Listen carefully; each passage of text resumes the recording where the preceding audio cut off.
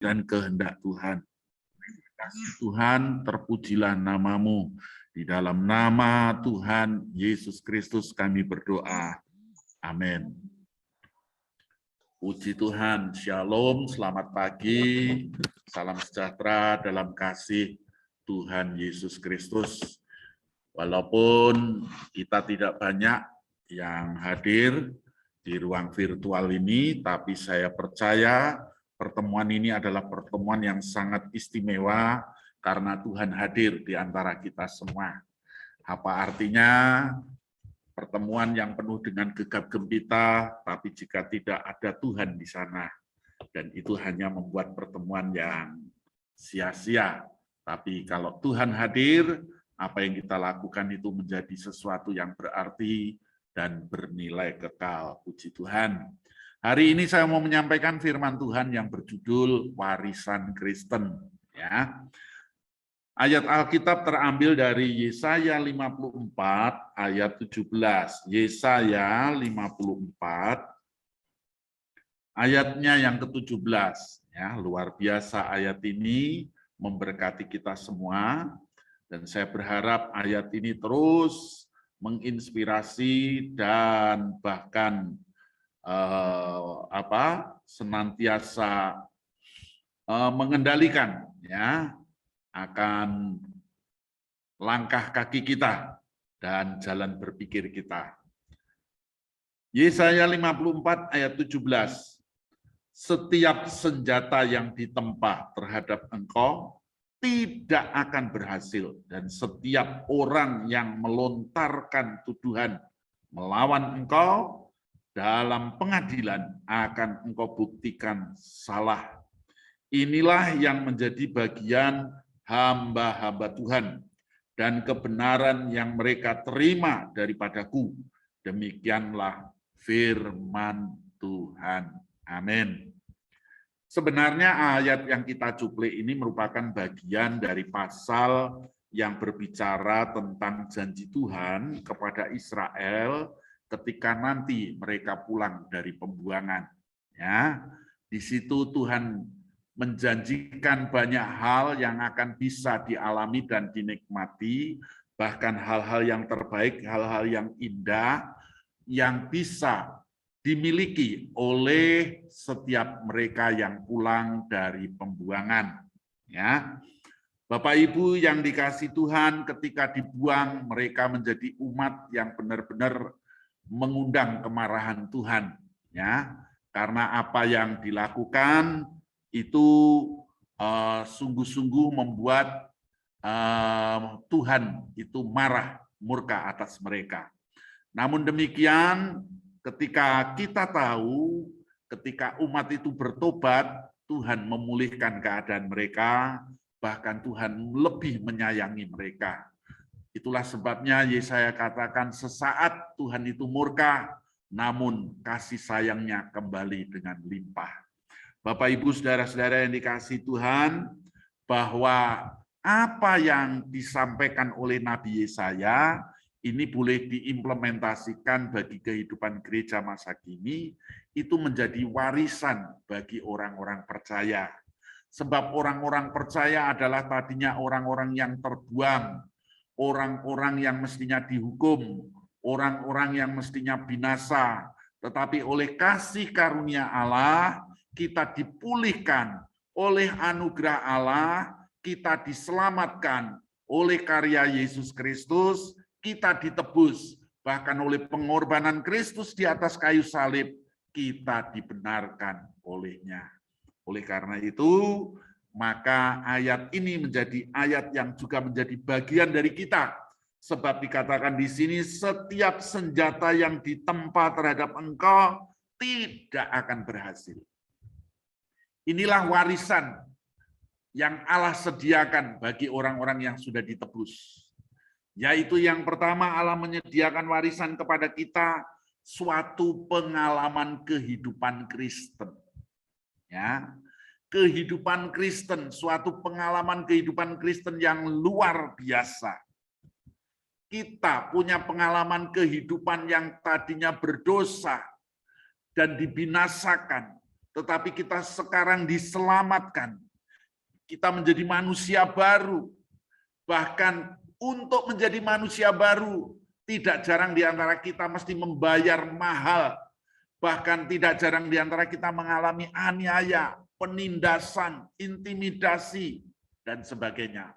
Bahkan tidak jarang juga harus menyerahkan nyawa demi iman keyakinan kepada Yesus Kristus. Ya. Apa yang terjadi dengan kekristenan selama 2000 tahun lebih ini? Di situ ada banyak pahlawan-pahlawan iman yang berguguran. Dari apa yang terjadi dengan kehidupan mereka, bagaimana mereka mempertahankan iman, bagaimana mereka berjuang untuk boleh terus menjadi seorang pejuang iman yang tidak pernah berkhianat. Itu menjadi warisan bagi kita. Jujur, terkadang ketika kita merasa lemah, kita merasa rasanya, aduh kekristenanku kok begini dan begitu. Saya teringat pahlawan-pahlawan iman yang tercatat di dalam Ibrani 11. Di sana dikatakan dalam Ibrani yang pasal yang ke-11, ya, saya membacanya, coba kita lihat di sini, Ibrani pasal yang ke-11, ya, Ibrani 11 kita baca bareng-bareng. Ya.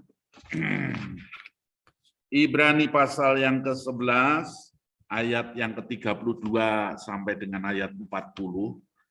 Di sana kita disuguhkan data yang luar biasa yang setiap kali kita lemah, setiap kali kita goyah, kita boleh ingat akan pengalaman-pengalaman pahlawan-pahlawan iman ini.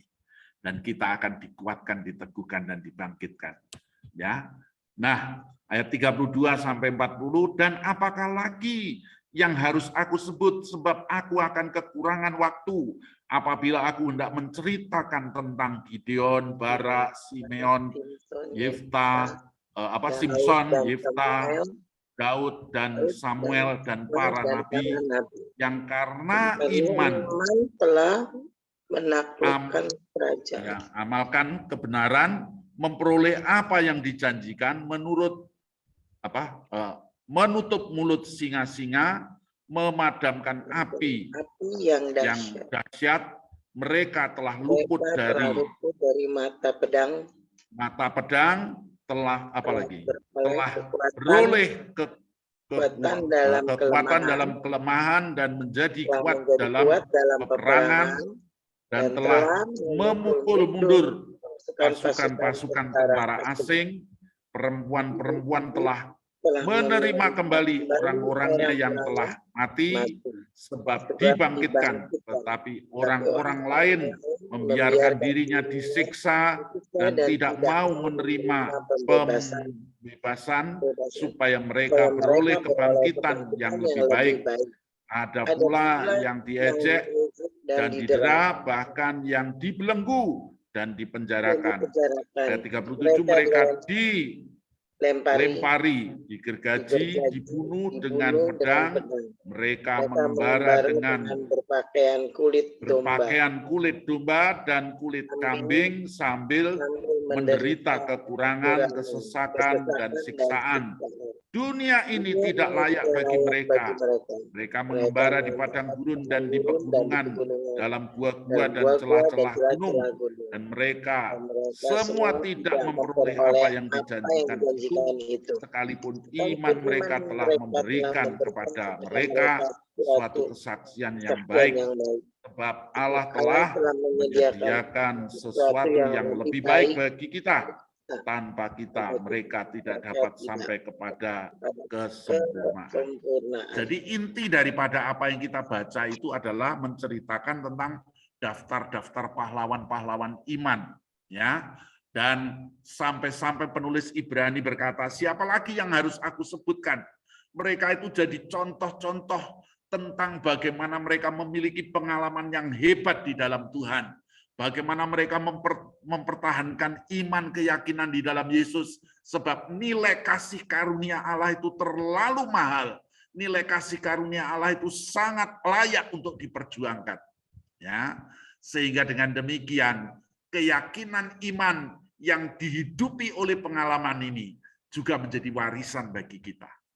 Karena itu ketika kita sebagai orang tua menunjukkan kepada anak-anak kita bagaimana ketika kita menghadapi persoalan kita tidak bimbang, bagaimana ketika kita menghadapi masalah kita datang kepada Tuhan, ini pun menjadi kekayaan yang memperkaya anak turun kita tentang bagaimana pengalaman Kristen itu bisa diwariskan. Ya, jadi itu yang pertama. Warisan Kristen yang pertama adalah pengalaman. Ya, pengalaman Kristen, yaitu bagaimana mempertahankan iman, bagaimana terus hidup berkenan kepada Tuhan di tengah-tengah deraan, cobaan, dan aniaya. Yang kedua, keamanan Kristen. Hidup percaya Yesus Kristus itu menikmati akan keamanan yang mendatangkan ketentraman yang besar.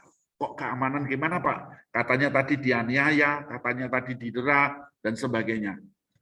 Semua yang terjadi itu tidak bisa meruntuhkan rasa aman yang sentosa dan sempurna di dalam hidup orang percaya. Percobaan, masalah, sakit, penyakit itu tidak menggentarkan. Kenapa begitu? Sebab proteksi daripada keselamatan yang Yesus kerjakan itu sempurna dan tak dapat digugat. Ya. Mari kita membaca di dalam Roma pasal yang ke-8. Roma pasal yang ke-8. Kita baca Roma pasal yang ke-8, ya. Perhatikan di situ ayat yang ke-31. Sebab itu, apakah yang akan kita katakan tentang semuanya itu? Jika Allah di pihak kita, siapakah yang akan melawan kita? Ya. Jadi, begitu kita percaya kepada Yesus Kristus, di situ dosa kita itu dihapuskan, ditutupi oleh kuasa darah anak domba. Ya. Bahkan kita bukan sekedar diampuni, tetapi kita itu dibenarkan oleh Allah. Dibenarkan oleh Allah itu artinya dinyatakan benar oleh Allah. Meskipun kita ini kondisinya belum sepenuhnya benar. Ya, dibenarkan oleh Allah itu berarti Allah memperlakukan kita seakan-akan kita tidak berdosa. Itulah sebabnya dibenarkan itu lebih dari sekedar diampuni. Kalau diampuni itu masih bisa dicireni, orang Jawa bilang. Masih bisa dikatakan, kamu sudah pernah salah loh, karena itu kamu sudah saya ampuni. Tapi kalau dibenarkan oleh Allah, itu Allah sama sekali tidak mengingat-ingat dosa kita. Allah melupakan dosa kita. Dan itu berarti Allah memperlakukan kita seperti tidak pernah berdosa. Kenapa bisa begitu? Sebab segala kesalahan dan dosa kita telah ditutup oleh kuasa darah Yesus Kristus. Dan hukuman dosa kita sudah dijalani oleh Yesus Kristus. Itulah sebabnya kebenarannya Yesus Kristus itu menjadi kebenaran kita. Kita dinyatakan benar bukan karena kita memang benar, tapi kita dinyatakan benar sebab kebenaran Kristus itu diperhitungkan sebagai kebenaran kita.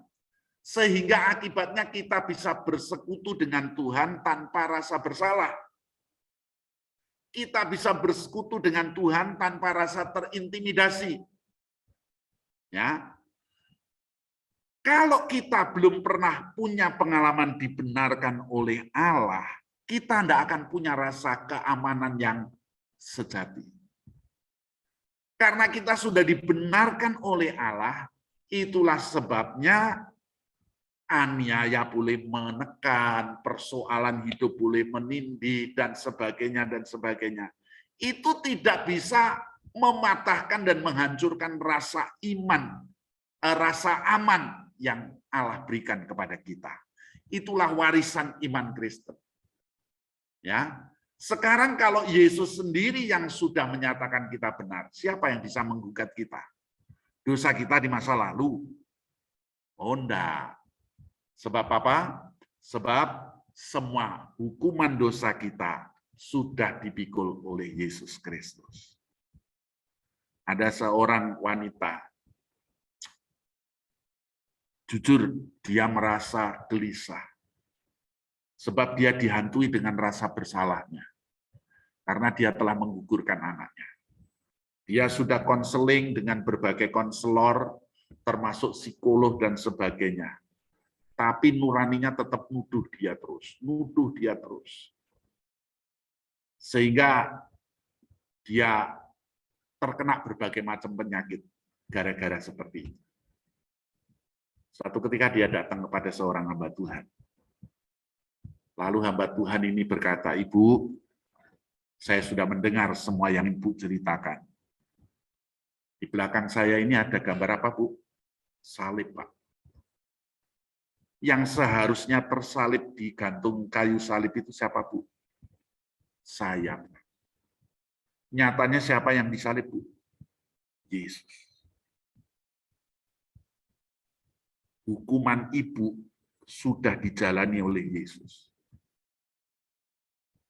Kalau Yesus sudah membebaskan Ibu, masa Ibu masih mau menghukum diri sendiri? Ketika dia ngerti kebenaran ini, klik, lega dia. Lega dia. Dia bisa berdoa tanpa rasa takut. Dia bisa menjalani hidup tanpa rasa bersalah.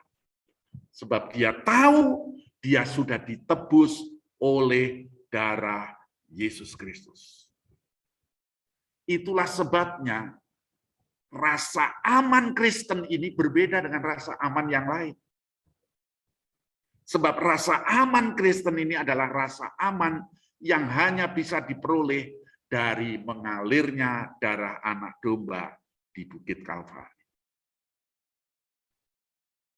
Karena itu kalau kita ngerti kasih karunia Allah itu luar biasa seperti itu. Jangan sampai kita malah menghinakan dan mempermainkan anugerah Allah. Puji Tuhan, aku sudah dibenarkan oleh Allah. Berarti aku bebas berbuat dosa. Salah. Wong kita ini ngerti jahatnya dosa, kejamnya dosa, ngerinya dosa, rusaknya dosa. Dan gara-gara dosa itulah sebabnya kita merasa tidak aman. Ya toh? Nah, sekarang Yesus sudah menebus dengan cara yang mengerikan. Nah, kok kita mau balik lagi itu namanya orang pintar apa orang bodoh? Ya kan?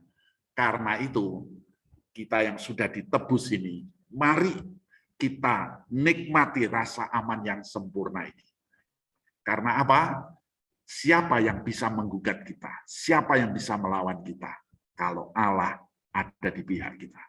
Karena itu kalau saudara baca Roma pasal 8 ayat-ayat berikutnya itu, peperangankah, kelaparankah, ketelanjangankah yang bisa memisahkan aku dari kasih Kristus? Tidak ada. Ya, itulah rasa aman yang sempurna, warisan dari kekristenan yang hanya bisa diperoleh ketika kita mengikut Yesus Kristus. Yang ketiga, karakter Kristen. Ya, itulah warisan kita. Warisan yang pertama pengalaman Kristen. Warisan yang kedua namanya adalah keamanan Kristen. Warisan yang ketiga adalah karakter Kristen. Kehidupan Kristen itu bukan berarti kehidupan yang bebas dari masalah. Kehidupan Kristen itu bukan kehidupan yang bebas dari persoalan-persoalan. Enggak. Ya, kalau ada orang ngomong ikut Yesus nanti hidupmu enak, enggak ada masalah, kayaknya itu orang ini lagi salah ngomong mungkin, ya toh? Ya, apa kalau sudah percaya Yesus terus kita ini enggak nginjak bumi gitu atau apa? Enggak lah, ya. Selama kita masih menginjak bumi, ya persoalan-persoalan yang ada di bumi ini kita hadapi. Ya, percaya Yesus itu tidak bisa seperti orang minum narkoba. Kalau orang minum narkoba, dia bisa berhalusinasi. Mengikut Yesus itu berarti berani menghadapi kenyataan yang ada. Ya, Tetapi bedanya apa? Semua bisa diselesaikan tanpa kita harus marah-marah, tanpa kita harus ngamuk-ngamuk, apalagi angkat senjata, ya toh, perang dan sebagainya. Kekristenan itu menyelesaikan masalah itu justru lewat karakter. Makanya saya perlu beritahu kepada kita semua, Tuhan lebih tertarik dirimu daripada masalahmu. Karena apa? Kalau diri kita ini sudah mau dibentuk sedemikian rupa, diubahkan sedemikian rupa, dan kita bertumbuh makin serupa dengan Kristus, pertumbuhan iman kita itu bisa menyelesaikan semua masalah yang kita hadapi. Sebab pertumbuhan iman kita itu mempengaruhi watak, karakter, dan kebiasaan kita. Tapi kalau Tuhan harus menyelesaikan masalah, sementara karakter kita tidak diubah, ya masalahnya terus-terusan. Contoh yang paling gampang, karakter suka ngutang. Ya toh. Wah, watak suka ngutang ini tidak dibentuk, tidak diubah dulu. Cuma jerit-jerit, Tuhan tolong lunasi utangku. Tuhan ngomong, buat apa aku melunasi? Toh kamu sebentar lagi ya utang lagi. Tapi kalau diri kita yang dibentuk, ya toh, diajari gimana cara mengelola uang, ngatur uang, dan bagaimana mempunyai kebiasaan yang produktif. Halo? Karakter kita inilah yang pada akhirnya membuat semua masalah itu kita bisa hadapi dengan tanpa angkat senjata. Ya. Nah, hal yang begini-begini ini hanya kekristenan yang ngajari. Ya, nah? Bayangin kalau pipi kirimu ditampar, berikan pipi yang kanan. Ajaran mana di dunia yang kayak gitu? Nggak ada. Nggak ada. Dunia ngomong bonyok pasti selesai belum tentu, kan gitu. Tapi yang dimaksud oleh Yesus, kalau kamu punya karakter yang baik, karakter yang benar, menderita pun tidak masalah, menderita untuk sesuatu yang benar dan baik kok. Justru kebanggaan, justru itu kemuliaan hidup. Nah, apalagi dengan kebaikan kita, semua jadi tambah baik. Memang itu tujuannya. Ya. Karena itu di dalam 1 Petrus pasal 3 ayat 15 sampai 17 dikatakan di sana, kuduskanlah Kristus dalam hatimu dan berilah pertanggungan jawab, tapi dengan lemah lembut dan hormat. Ya, supaya apabila ada orang yang memfitnah kamu, mereka menjadi malu. Artinya apa? Karakter kita itu benar-benar menentukan jalan hidup kita ini bisa nyelesain masalah, Pak. Ini warisan yang luar biasa. Ya, yang hanya bisa kita terima ketika kita mengikut Yesus. Yang terakhir, ya, yaitu di dalam Yesaya tadi, kembali kepada Yesaya, kita melihat, ya, di dalam Yesaya 54 tadi kita melihat ayat yang ke-17, setiap senjata yang ditempa terhadap engkau tidak akan berhasil, telah kita bahas, itu pengalaman tentang Kristen, dan setiap orang yang melontarkan tuduhan melawan engkau dalam pengadilan akan engkau buktikan bersalah. Itu kita telah pelajari tadi, bagaimana Kristus membenarkan kita. Ya, terus, inilah yang menjadi bagian hamba-hamba Tuhan. Ya, dan kebenaran yang mereka terima daripadaku. Demikianlah firman Tuhan. Selain kita menerima kekayaan, karakter Kristen, ya, kita juga menerima kekayaan Kristen yang lain. Kekayaan Kristen yang lain itu berupa apa? Yang pertama adalah berupa status kita sebagai hamba Tuhan. Yang kedua, kekayaan yang tidak terperi adalah pribadi Tuhan sendiri. Hidup ini yang penting itu kalau punya Tuhan. Seburuk apapun kalau kita punya Tuhan, kita masih mampu bertahan. Bahkan bukan hanya bertahan, berkemenangan. Karena itu tidak ada yang lebih buruk dalam hidup ini selain meninggalkan Tuhan. Ya, itu. Karena apa? Kalau kita masih punya Tuhan, seburuk apapun situasinya, kita tahu kita masih punya pengharapan. Orang ini bisa bertahan. Orang bisa bertahan seminggu kalau tidak makan. Orang bisa bertahan 3 hari kalau tidak minum. Orang bisa bertahan 5 menit kalau tidak bernafas. Tapi orang tidak bisa bertahan sedetik pun tanpa pengharapan. Ya, kok begitu? Makanya jangan heran. Orang kalau sudah putus asa mau bunuh diri, diselamatin, dipikir sudah selamat. Ada kereta lewat, lari dia. Karena apa?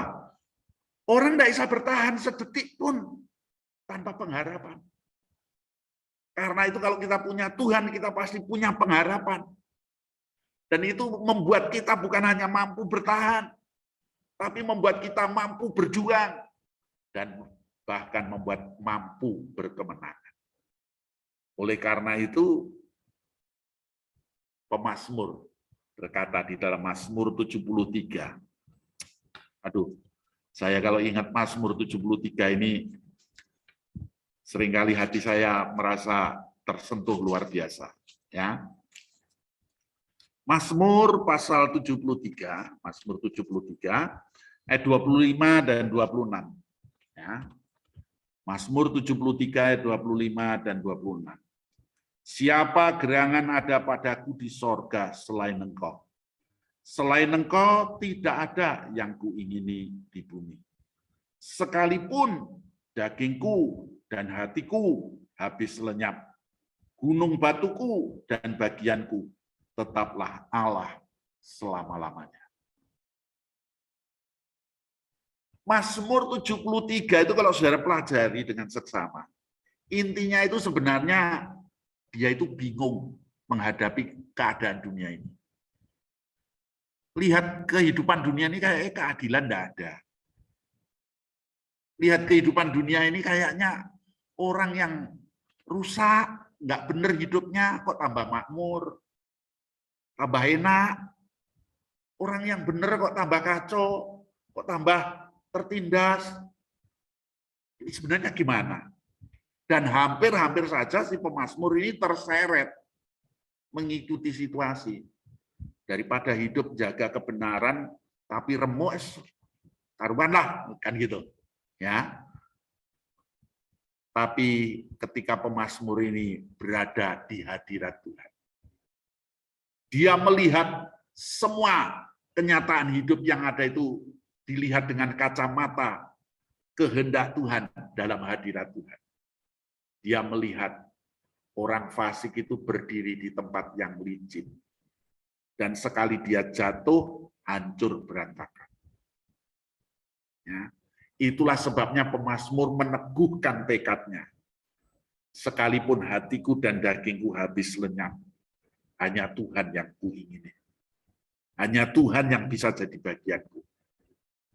Oleh karena itu, kalau kita memiliki Kristus, hidup di dalam Tuhan, iman keyakinan kita ini merupakan warisan yang tidak terperi, tidak ternilai. Karena itu, jangan pernah mati sebelum meninggalkan warisan.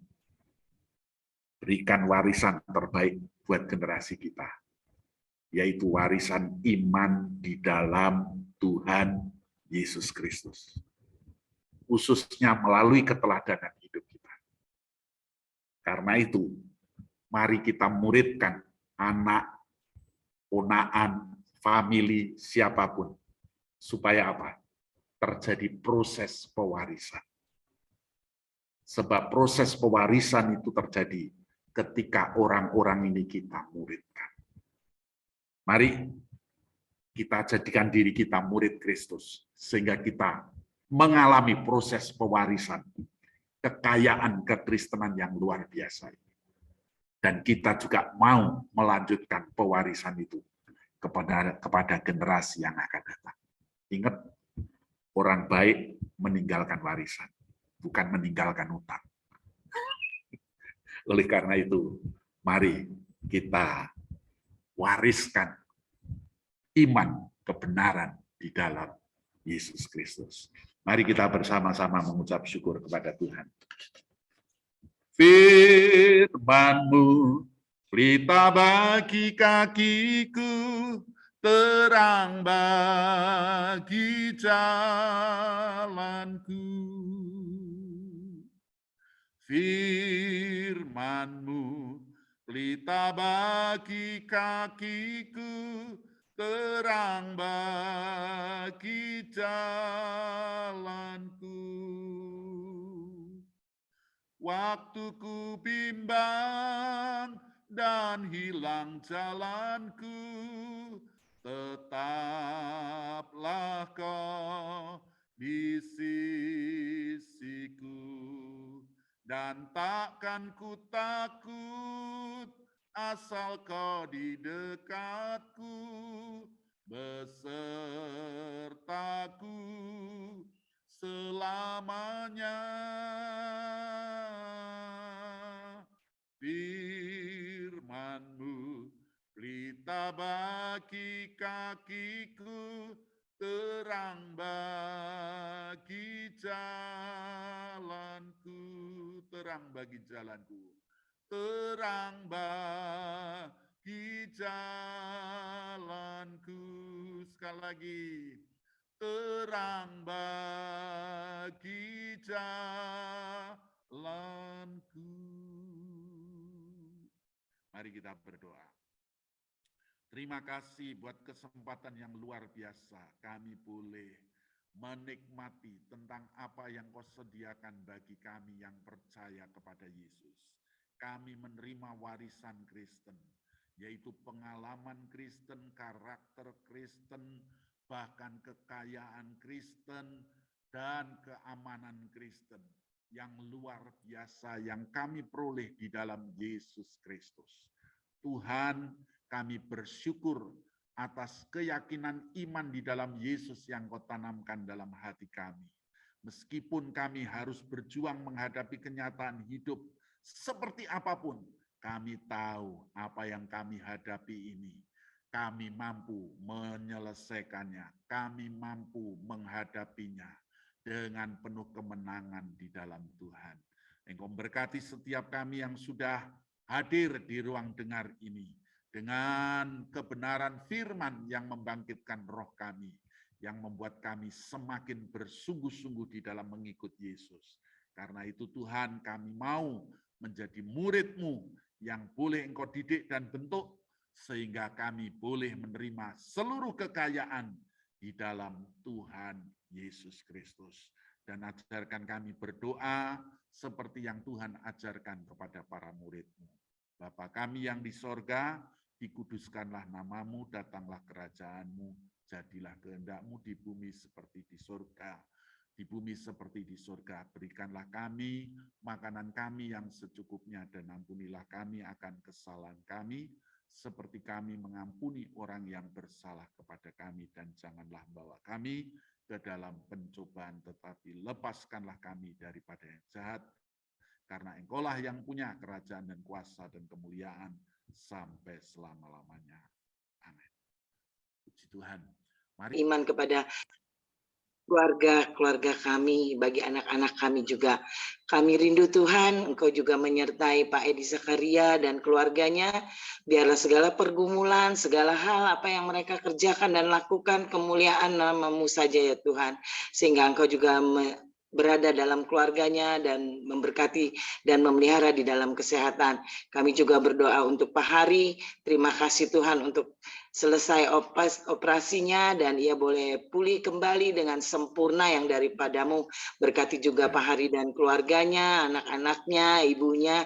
Tuhan, biarlah segala sesuatu yang digumuli juga Engkau hadir. Tuhan juga mau tolong Bu Nana, berkati juga Bu Nana di dalam pergumulan hidupnya, di dalam segala usahanya. Berkati ya Tuhan, supaya tetap boleh bersuka cita senantiasa. Kami juga berdoa untuk Bu Pungki yang ada di Bogor, Pak Geri, dan hamba-hambamu yang lain Tuhan, yang tidak dapat kami sebutkan satu persatu, biarlah Engkau juga tilik mereka ya Tuhan, sehingga mereka juga boleh mengingat atas kebaikan-kebaikan-Mu dan memuliakan Engkau. Tuhan, kami juga berdoa untuk bangsa dan negara kami Tuhan. Kami serahkan semuanya ke dalam tangan-Mu, baik pucuk pimpinan teratas sampai yang terendah. Tuhan, kami juga berdoa untuk hikmat dan bijaksana yang daripadamu. Mereka boleh melakukan pekerjaan di dalam mengatur negara ini. Kami juga berdoa untuk aparat-aparat keamanan untuk bagi bangsa dan negara kami, dimanapun mereka berada, yang meninggalkan keluarga, yang bekerja di dalam segala hal, tekanan, Tuhan juga hadir dalam mereka. Kami juga rindu Tuhan, biarlah negara kami ini dipulihkan, menjadi suatu negara yang penuh damai dan sukacita.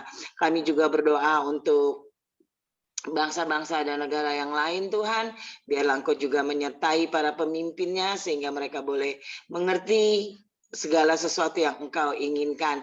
Kami juga berdoa untuk para hamba-Mu, pendeta-pendeta Tuhan, baik yang di pusat-pusat kota, baik gembala sidang, baik pelayan-pelayan altar, baik sebagai penerima tamu ataupun segala yang memimpin jemaat-jemaat kecil, baik di pusat kota sampai ke seluruh pelosok-pelosok. Tuhan, pergumulan hidup mereka Engkau tahu, apa yang mereka butuhkan Engkau yang akan melengkapi. Hadirlah Engkau senantiasa di dalam kehidupan mereka, sehingga nama-Mu senantiasa dipermuliakan. Terima kasih Tuhan, biarlah Engkau yang menyertai kami untuk aktivitas kami sepanjang hari ini. Dalam nama-Mu kami berdoa, haleluya, amin. Mari saudara-saudara, angkat tanganmu, pandang Tuhanmu, dialah sumber pengharapanmu, hanya Dia yang bisa memuaskan hasrat hatimu. Tuhan Yesus memberkati dan melindungi engkau, dan Dia mengarahkan wajahnya kepadamu, serta memberi kasih karunia. Tuhan menyinari engkau dengan sinar wajahnya, dan memberikan damai sejahtera. Dalam nama Tuhan Yesus, kita yang diberkati berkata, amin. Selamat pagi. Terima kasih Pak Edi. Terima kasih Pak Edi. Selamat berkati. Terima kasih Bu Nita. Terima kasih Bu Nana. Pak Nana, seger sekali pagi ini. Iya. Cerah mukanya. Aku siang ini berangkat Madiun Pak. Oh gitu. Oh, selamat datang di Kota Pecel. Oke, makasih. Iya, main-main lah, Bu. Iya, aku cuma sebentar kayaknya, tanggal 20-an udah harus balik lagi, 26 udah harus Jakarta lagi. Waduh. Sebenarnya aku mau ketemu Pak Edi juga, mau bicarain untuk anak-anak pengen bikin retreat, Pak. Oh, bagus lah. Nanti mungkin mau pakai ini, mau bicara dulu sama GBT punya Wisma Doa ya. Oh, iya. Mau bicara dulu. Ada berapa orang tuh, Bu? Mungkin sekitar 50 orang. Oh, Tapi 50 aku juga orang pengen... Sungai Immanuel kan juga punya. Immanuel kan juga punya di Sungai Yordan. Oh ya. Di Kresek. Oh ya, coba nanti mungkin aku juga lagi baru cari. Belum tahu sih, baru mau bicarakan ini emang. Sama tema-temanya. Tapi temanya aku mau yang Pak Edi punya, yang tentang hati, Pak. Apa itu? Hati. Pernah renungan pagi yang tentang hati. Bagaimana hati kita? Coba Pak Edi lihat renungan pagi kita yang tentang hati. Bu Nana yang sering catat. Masa nggak punya kumpulan filenya? Ada yang tentang hati. Ntar aku tanya Bu Pungki flyernya. Oh. Ya, boleh. Okay. Coba nanti saya cari. Oke, selamat pagi Pak, semuanya. Pokoknya tentang hati itu bagus banget. Oke, ya, buat anak-anak. Oke. Makasih Pak Hari. Terima kasih Pak Edi, semua. Bu Nana. Gimana Pak Heri? Hah? Pak Heri Ayo, yang kita mutusin film. atau kita bareng-bareng? Ya bareng-bareng aja Pak. Silakan. Oke. Bareng-bareng. Hebat Pak Hari. Ayo kuat Pak badannya. hitung. Oh, ya udah 1, 2, 3 ya. Tiga. Oke, thank you.